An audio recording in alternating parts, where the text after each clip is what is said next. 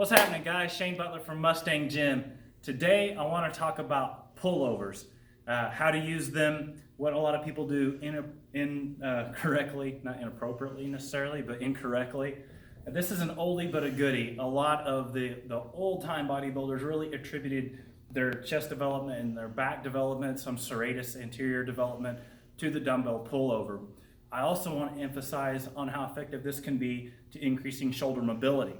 A lot of the decrease in your shoulder mobility has to do with the lats, where they come into the humerus and they're tight right in here, keeping you pulled down here. Sometimes it's uncomfortable for you to get in position to squat because you can't get into this position. So as you do the dumbbell pullover, you're stretching the lat, the long head of the tricep, the pec will get some stretching too, and it'll increase your mobility to come back here in that position. So how to do the dumbbell pullover. I prefer to get perpendicular to the bench. That way you can drop your hips on this side. You can set your head just barely against the bench here and you have some leverage. That way when you're going heavy, you don't feel like it's going to pull you over.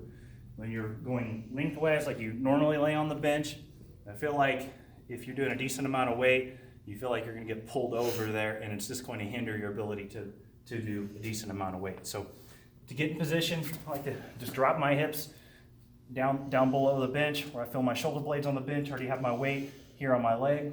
Then I'm simply going to put my hands in this V position, bring it up and over. Now I've got my head still on the bench. I'm not all the way over. I can use my head to leverage. And come down until you get a good stretch. Now if you don't have that type of mobility in your shoulders, you got to be careful and don't go too far. You want to do your ability level, but you will increase the range of motion you have here. When you're working with a dumbbell, it's really important to stop once you get this just about overhead. Once you get here, you're not working the lats or the chest anymore. Now all this pressure is just coming directly back to me. This isn't a tricep exercise, so there's two things you don't do. You don't come over this far. Now I'm just working the triceps and shoulders, holding it here. And you do not bend the elbows through the range of motion, okay? You'll notice all the movement is right here in my shoulder. As the dumbbell comes back and forth, elbow stays fixed in the same position, like so. There you go. So as I come back, I really feel that stretch in the lats, in my serratus, and then pull it back. You want to hit your lower chest more, push your hands together like you're squeezing on that handle. All right. That's one variation. Now, if you want to get more range of motion and keeping it under tension, you can go to cables. Now, I'm not just limited by gravity in my range of motion, because with the cables, the weight's always going straight up and down, but I can pull this all the way here and still have tension on those muscles.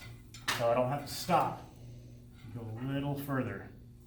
Gives you another nice variation on how to do the dumbbell pullover.